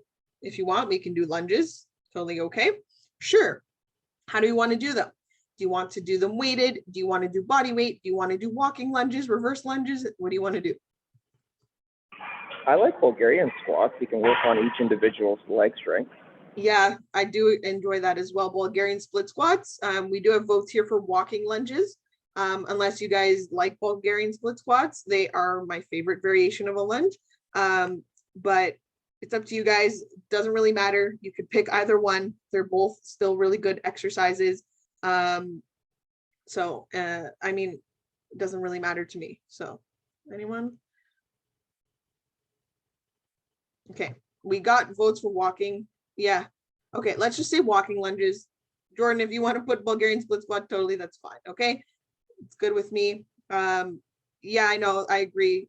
The split squats might be too hard for him too. Yeah, I agree. Yeah, let's go walking lunges, make it easier. Do you want to add weight or just body weight for now?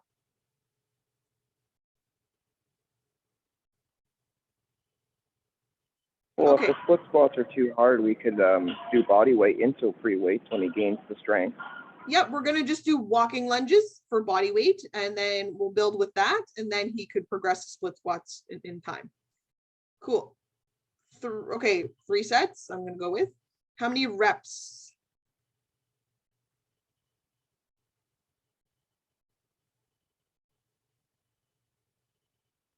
10 per leg, body weight, sure. I'm gonna give him an option if you can do more, like 10 to 15. Okay, if you can do more. Again, hopefully he has some endurance because he was a soccer player, but we're assuming based on the results he doesn't. Okay, now what do we want to do after? the lunges. So we do 10 to 15 per leg. Hey, if you can do 20, do 20, right? When you're training him, okay, were the last few reps difficult? Can you do more? Yes. Okay, let's push it, right? And maybe let's say the first set he did 10. Okay, the next set, can we try 15, right? Something like that. You know, if it was too easy. Okay, what do we want next? You want to do upper body again? Perhaps. Honestly, doing upper, alternating between upper and lower is probably the easiest for like a full body day. Again, that's going to help you with conserving your time because you can go ahead and do the next exercise right away and don't need to rest too long. So any thoughts for the next exercise here?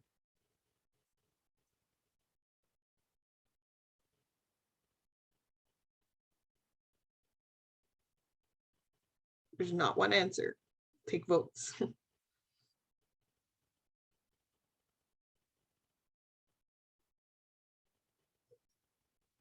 Okay, we got some different options here. So we have chest press.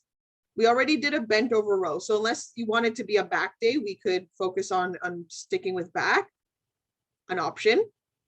Or we can see, and so overhead press here and bicep curls. So again, depends how you want your days to be divided.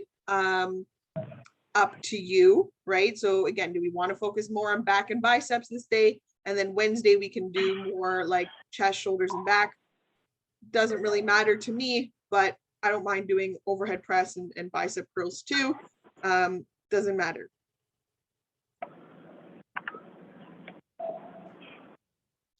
So I see, I mean, Jennifer voted for Katie's idea here. So doing overhead press, do you want to do that with a barbell or dumbbells or a machine?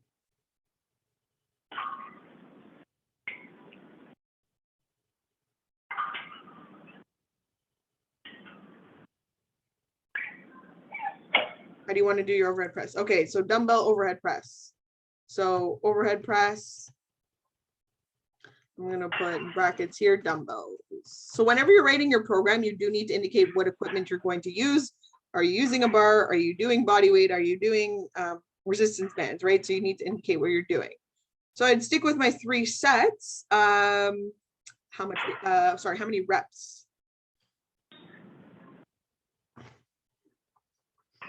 Yeah, I would be somewhere 10. Do you want to go 10 to 12 again? Let's go 10 to 12 again. Fair, good enough. I mean, hey, he can do 8 to 10 too if he's going heavy. Okay, here comes the question. How much weight? Who knows? Do we have? I think I have overhead press with the bar. He can do 95 for 7. Dumbbells are usually harder with more weight, right? So let's think again. Per arm, we have 1 dumbbell per arm, 35 per arm. That's 70 pounds for 10 to 12. I think we could try. I think he can handle. Let's do it. Reasonable. Whoops.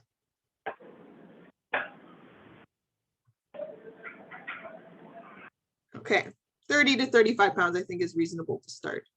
Okay, all right, and let's do a tri-set. So, I mean, I think Katie mentioned to do bicep curls after. I'm good with that if you guys are okay with that. That's an assistance exercise. So all these exercises so far are core movements. So let's go ahead and put in some bicep curls, good old bicep curls. How many reps?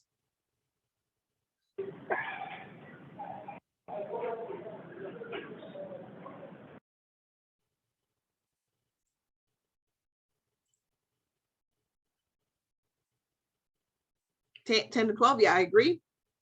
And wait, okay, so this is just kind of you guess based on what you think, based on what you can do. What do you think?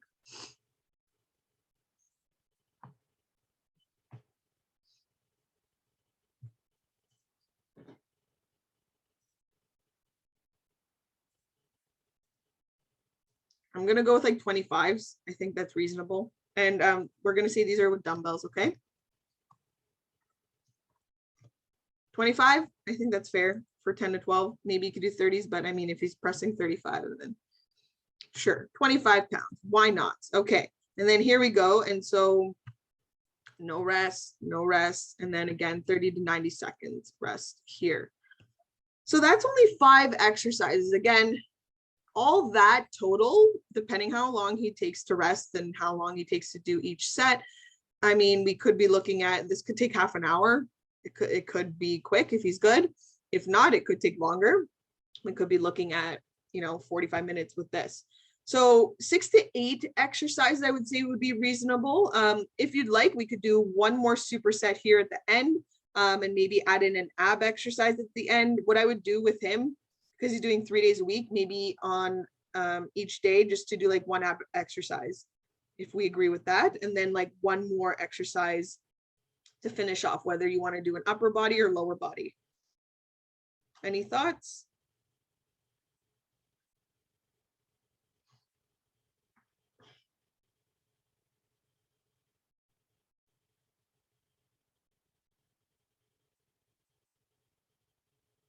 Sure, let's do a lower body. What do you want to do?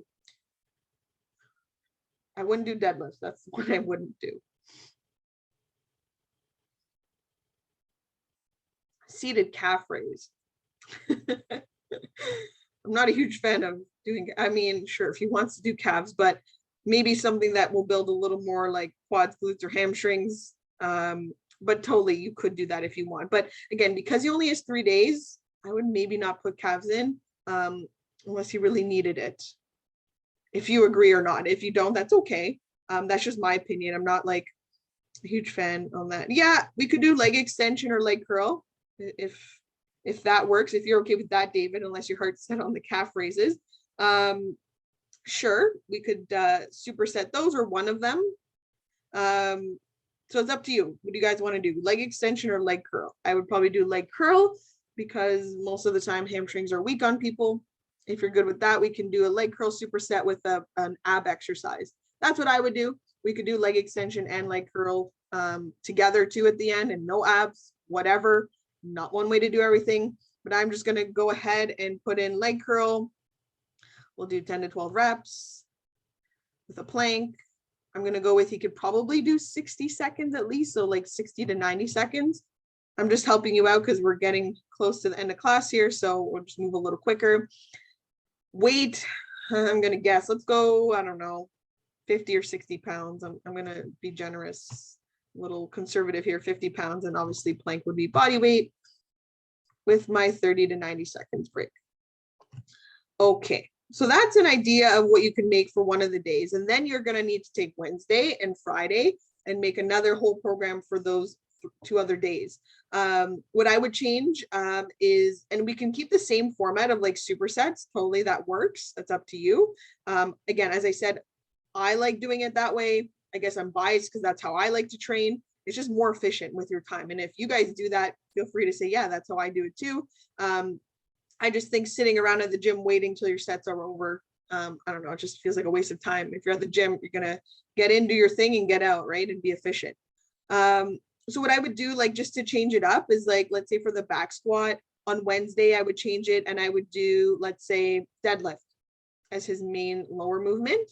Similar scheme here, and the weight is probably going to be different. And then instead of a bent row, I do like maybe a chest press or something like that. And then a different lower body again, maybe like a hip thrust, or, maybe glute ham raise if he can, or like a back extension, working like his glutes and his lower back. Then I would put in maybe another shoulder variation here, like a shoulder fly or something like that. Add in some tricep extension. Do you see what I mean, how I'm changing it up? And we're still kind of focusing with the same idea with upper lower body. And then maybe instead of leg curl, he can do leg extension or his calf raises, and then like crunches or something like that for abs. And then on the Friday, change it up again. So he can do like heavier hip thrusts, like weighted hip thrusts as like one of his main movements, or start loading weight for, I don't know, like a lunge if we want to. Another variation of a movement, we can do like pull-ups, right? So again, we're just kind of filling in the blanks, but we're changing up the exercises. So it's not the same thing 3 days a week. He's going to do different exercises each time.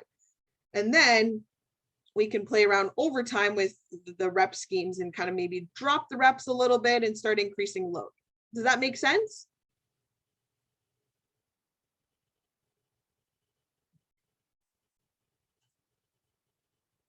Yeah, okay. I hope that helps just get you an idea and like brainstorming. And again, it is more challenging if you don't know many exercises, right? The more exercises you know, then the easier it is to kind of program, right? So again, feel free to, sorry, my phone is ringing, but feel free to Google some ideas for exercises if you're not sure. And again, the list that I've given you to look them up and see what some of the exercises are if you don't know. What I wanted to do quickly the last 5 minutes is create a HIIT body weight circuit with you guys. Very easy to do and quick. So there's some other things in the slides here as we kind of go along. So here as what we're doing, looking at the hypertrophy rep ranges here, right? So, I mean, for intermediate 6 to 12, but because I'm like still building his base for his lower body, I would go like 8 to 12. And then rest, we said 30 to 90 seconds. And here's the percentages. Again, theoretically, yeah, sure, on paper, 67 to 85% of his 1 rep max. But when it comes down to actually doing it, might be different, okay? Because not everyone can tolerate different percentages of maxes for different rep ranges, right? So that's just something to think about. Again, yes, you can do math, you can put it all perfect on paper, but it looks different when you're actually at the gym.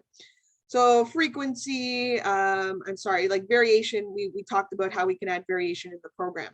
And so what Brooke said was a great idea was, you know, he can do eccentric squats, right? And so we can change, you know, how he's performing that main movement. So that's how I would change it over time too.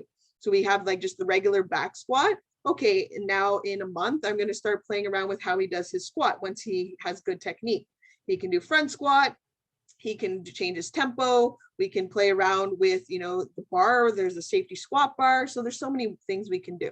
So again, all this is kind of just review. Then also to create a flexibility mobility routine. We've had practice doing this in the lab. So again, I'm not going to focus too much on this right now, but I would create a dynamic warm up for him that focuses on his weaknesses, right? So we know that his sit and reach, his hamstrings are probably tight, and his hips are probably tight because he sits a lot as a student, just assuming that. I'm sure, again, anything you experience as a student would probably be similar to this guy here. So maybe a 10-minute dynamic warm up, right? Does it have to include aerobic component of that 5 minutes general warm up? No, as long as we build up intensity. So maybe start with some foam rolling, some lacrosse ball work, okay? Do that first, then go into just some important mobility exercises he can do before his routine. You're going to learn an amazing routine next semester called Limber 11. Feel free to YouTube it if you want to get a head start and look at it. Takes about 10 minutes to do, really good for opening up the hips. So maybe he could do that, you know, before his lower body routine. I do it all the time. It's amazing. So something that could be incorporated. It doesn't have to be a long warm up, just enough to get increased blood flow and get the heart rate going, right? As well, we might do some, as Jordan was mentioning earlier, some like body weight exercises, like squats and just body weight, like push-ups and stuff, just to get him warmed up before he gets into resistance training. Totally can do that as well, just as we talked about in class. Then a cool down routine. The one thing with this, if he runs out of time at the gym, which I'm sure some of you are guilty of, you don't stretch when you're done, right? Is it the end of the world? I'm going to say probably not. As you get older, you might start noticing things start to hurt. But what I'd recommend is, hey, if you can't do it at the gym, then if you can do like 10 to 15 minutes at home later, you know, before bed or when you're watching TV, that's fine. Okay, you can do it then. It doesn't have to be right after your session. But again, working on your weaknesses. Okay, so if your hips are tight, stretching your hips. If your hamstrings are tight, stretching hamstrings, right? So focusing on what is normally tight for you. If your shoulder mobility is great, you have to focus on it as much? No. All right, how long would each session be? I just mentioned that. So again, 10 minutes or so for dynamic warm up, maybe cool down again, 10, 15 minutes is fine. So what muscles, joints would you focus on for him? Exactly as I said, his hips, probably his lower body, you know, adductors are probably tight. Again, most people we are. Again, you would see based on assessing your client and how he moves when he's training. Would you have him do any extra mobility work? I'd say yes. That's what I programmed in his weekly schedule, as you saw. I would probably put in some mobility to do on his days off. That's what I would do. Okay, quickly, if you guys don't mind, just for one more minute here, is to create a quick HIIT circuit. So this would be that Friday cardio routine. So like a HIIT body weight circuit. What are some exercises he could do? And let me pull up the slide here.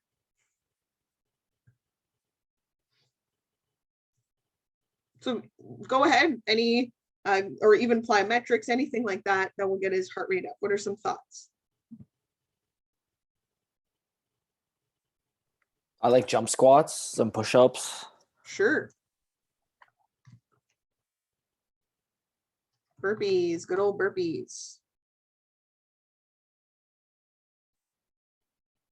Anything else?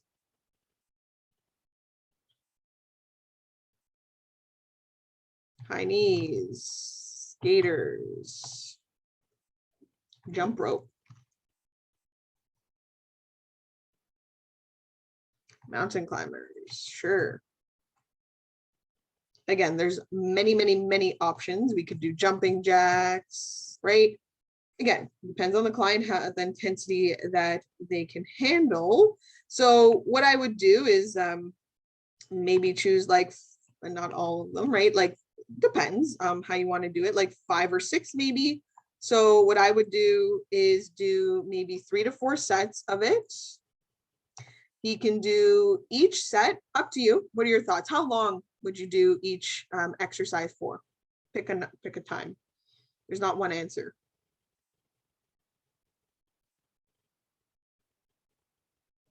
45 seconds for each Sure, exercise. 45 seconds. Why not? Could be a minute, could be a minute and a half if you want to kill him. 45 seconds for each exercise.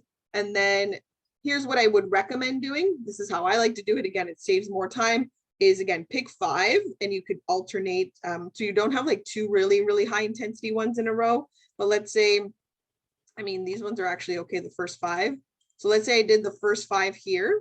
I'm going to do each one back to back to back, 45 seconds each. Okay, so times 5 exercises. And then I'd take a break at the end. So after skaters, take a break. Let's say a 1 minute break at the end, 1 minute rest. And then repeat it for my 3 to 4 sets, maybe 5. Like again, if that shouldn't take very long if we're only doing 45 seconds. But the heart rate will go up. It's not going to be easy. If we wanted to add in, I mean, let's say do 6 exercises, totally. So however you want to program it, and then the time could equal to 15 to 20 minutes. So in this case, I mean, we're just under, let's say 5 minutes to do 5 of them, 5 exercises, right?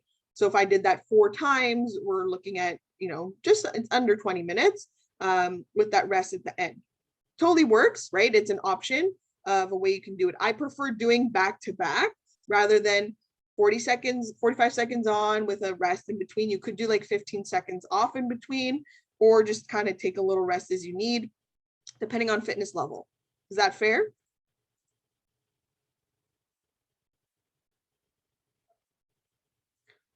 So the other option I would put is like he can do 3 to 4 sets, but then do 45 seconds on with a 15-second rest in between, or 10, whatever, and then repeat that without doing that 1 minute rest. Another option. Okay, so that's how you could, it's very easy. You can literally pick whatever exercises you want, pick a duration. That would be challenging. Like 20 seconds, you know, there's like Tabata, which is like 20 seconds on, 10 seconds off. Might not be challenging enough for some people, right? Because they're not pushing themselves hard enough, but usually you're doing that like 8 times, right? For that one exercise. It's an option, but I would say I mean, you could do 45 seconds, 1 minute, each exercise, do each one back to back to back, then take a rest and then repeat. That's how I like to do it, but you could also do one exercise with a little break and move to the next one, or do jump squats, 4 sets, 45 seconds on, 15 seconds off, and then go to the next exercise. Another option that hurts a lot more, just saying, because you're repeating the same exercise with many reps in a row. So those are options. That's another way you can create a circuit that can be high intensity, and it doesn't have to be on a machine. So I just wanted to show you that before you head out today. And I know we're already just past time. So I hope that was helpful. But have yourself a great weekend. And next class, we go into just some adaptations to aerobic and resistance training. You may or may not know some of them. I hope that was helpful. I hope that gets you kind of brainstorming for your assignment as you create programs, and just maybe you got some ideas, of how, what I would recommend based on experience. But there's not one way to program. So, hey, whatever works best for you, that will be the best program, right? No problem. Have yourself a great weekend. I don't know if it's supposed to snow a lot or not. I don't know. Hopefully not. We can hold off till Christmas for snow. But anyways, have yourself a great weekend. And if you have any questions about anything, send me an email. And as well, I did post the schedule for the final practical. Okay, if you've already volunteered, you should know what day you're on. If not, go ahead, take a look. It is posted there for you under final practical evaluation details on DC Connect. I'll post an announcement too. So yeah, if you have any questions, let me know. And sorry, we're a little late, but hopefully that was helpful.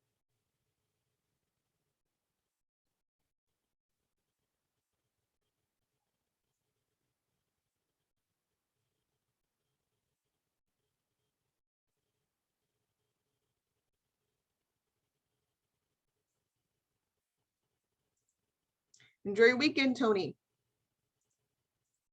Thank you all for participating. I do appreciate it. That was awesome.